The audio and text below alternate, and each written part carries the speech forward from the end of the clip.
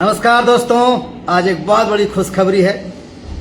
आज बहुत दिनों के बाद मैं आया हूं हमारे माननीय विधान परिषद सदस्य, हमारे भांजे सुपरस्टार पवन सिंह के पास। भगना, इस बेहतरीन विजय के लिए ढेर शुभकामनाएं।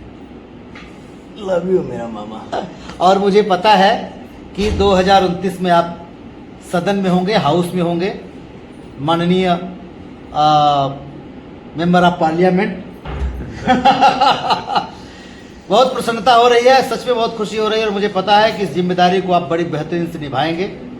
मैं इतना जानता हूं कि जिस जेकर नाथ भोलेनाथ वह नाथ कैसे हुई, बाल बाका न हुई। भगना, ढेरों शुभकामनाएं। भगवान करे बस सब यात्रा तुम बढ़ती जाए। जय माता दी, जय श्री राम।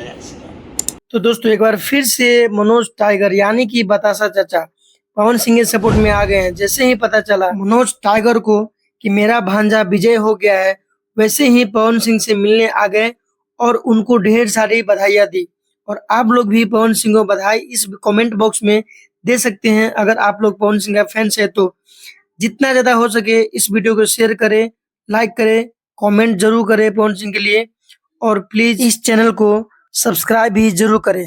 धन्यवाद।